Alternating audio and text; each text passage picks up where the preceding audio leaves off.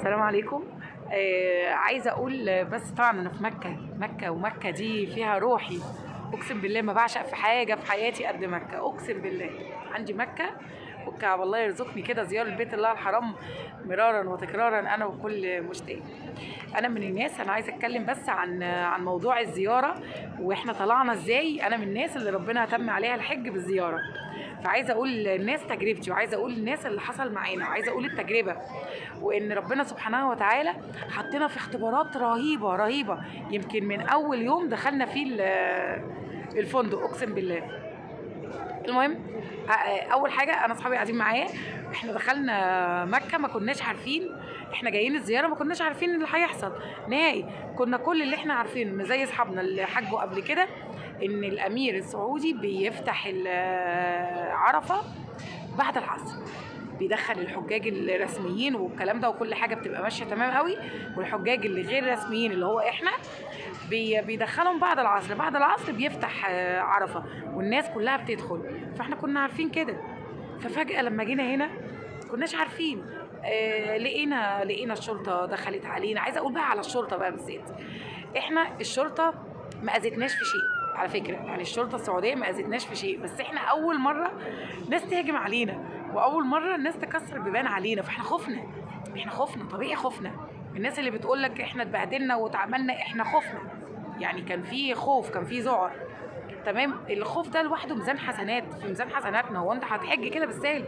يعني انت عايز تيجي تمسح ذنوبك كده بالسهل؟ لا طبعا. تعالى بقى اما اقول لك بقى الرحله كانت عامله ازاي. الناس لما دخلت علينا قالوا لنا ما تخافون، خدونا. تمام. انا واحده من ضمن الناس اللي هربت، يعني رحت معاهم. اصحابي بيضحكوا، انا رحت معاهم بس هربت، ما انا خايفه، هي كانت مغامره. رحت وبعد كده المهم رحنا مكان كده بعيد شويه ومش عارفه فين. المهم انا عرفت اهرب وهربت.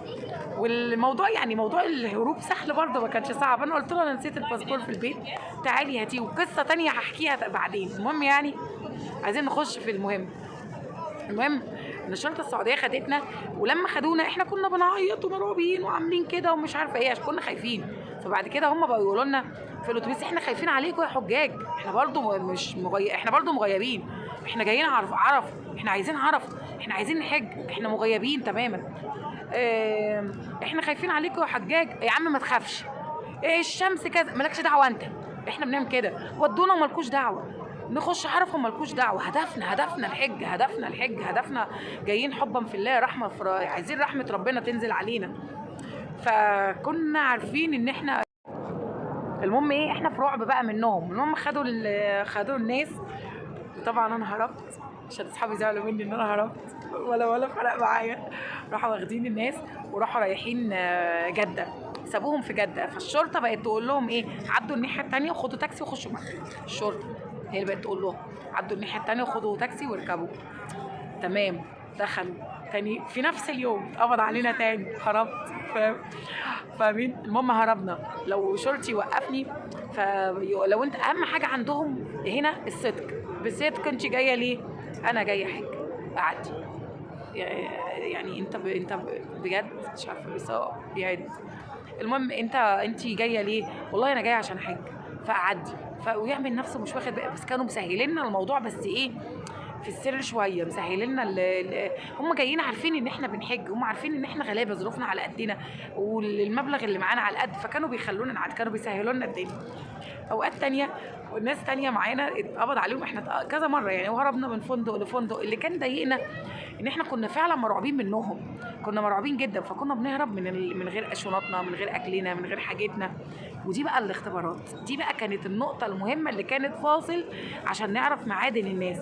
يعني الابله لما كانت قعدانا بتدينا الدرس قالت لي اتعلمت الدرس ايه؟ قلت لها اتعلمت ان يوم يفر المرء من امه وابيه، يعني فرينا كلنا من بعض.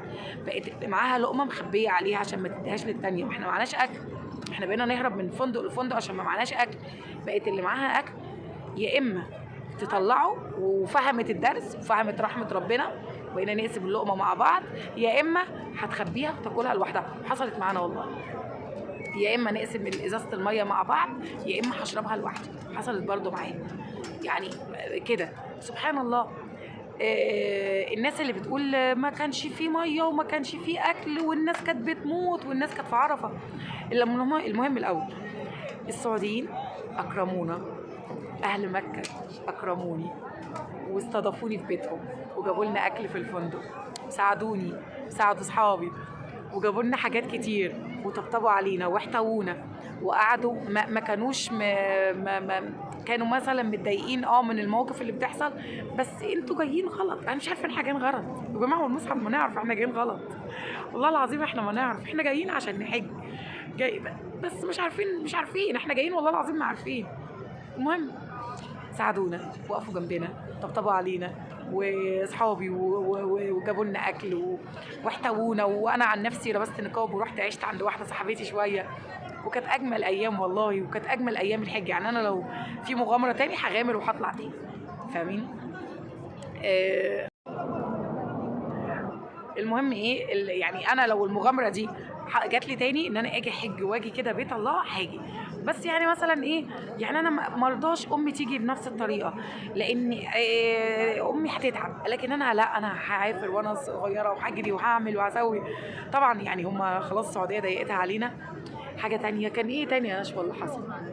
ايه تاني؟ لا لما قبضوا على الناس فراحوا جايين جايبين لهم ميه وجايبين لهم ناس تانية جابوا لهم ميه وجابوا لهم زبادي وفي شرطه بتعمل كده. هم كانوا بس بيقرصوا ودنا شويه وبيعلمونا احنا الدرس واللي بعدينا الدرس، واللي هيفكر يجي كده الدرس. اتعلمت الدرس ولا لسه ولا ها؟ كان بس مجرد قرصه ودن للناس اللي هتيجي بعدين او لينا، يعني هي كانت على حظنا، كانت لينا احنا، كان احنا اللي ودنا اتقرصت عشان ما حدش يكرر التجربه دي تاني، ما حدش يجي، يا اما تيجي نظامي يا اما ما تجيش. وهنا بيحترموا القانون جدا، بيحترموا النظام جدا جدا جدا.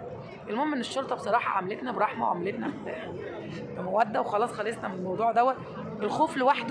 الخوف لوحده في ناس معانا ضعفت ومشت حقيقي، اقسم بالله، واصحابنا ضعفوا ومشوا، وناس تانية عيطت وقالوا لا احنا مش جايين، احنا مش هنكمل. انا قلت للشرطي هكمل، انا جايه الهدف هعمله، مش همشي، هعمله، هتطلعني هدخل وهتطلعني هدخل وهنعمل هدفنا.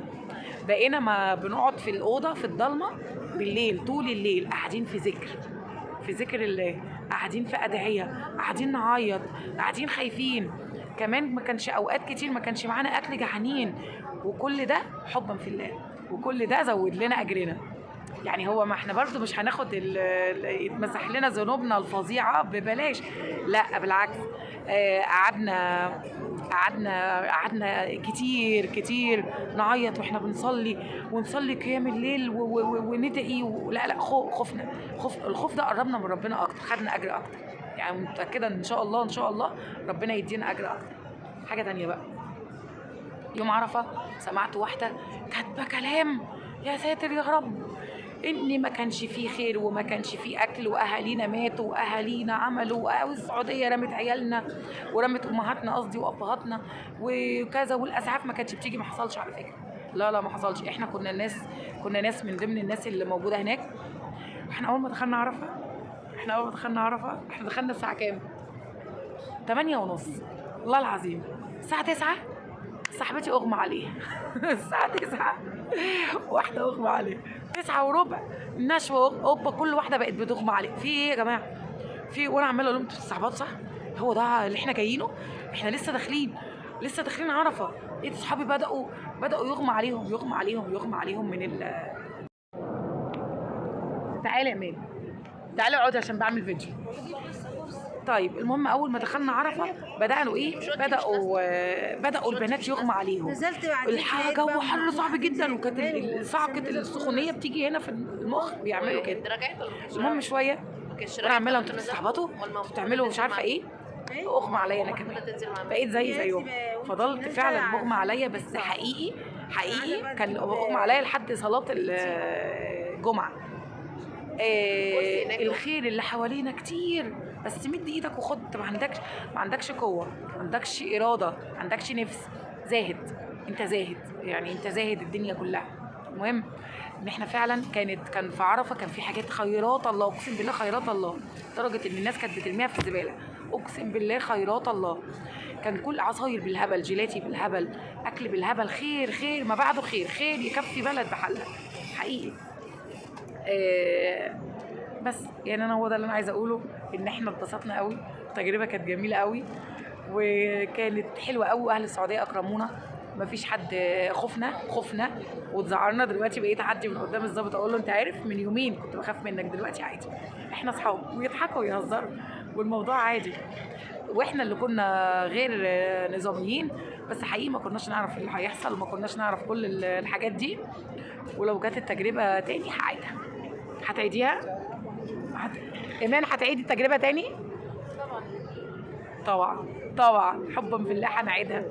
والخوف وكل اللي حصل لنا دوت، الخوف والذعر دوت كله في ميزان حسناتنا. والف حمد والف شكر ليك يا رب، وربنا يتمها على كل مشتاق.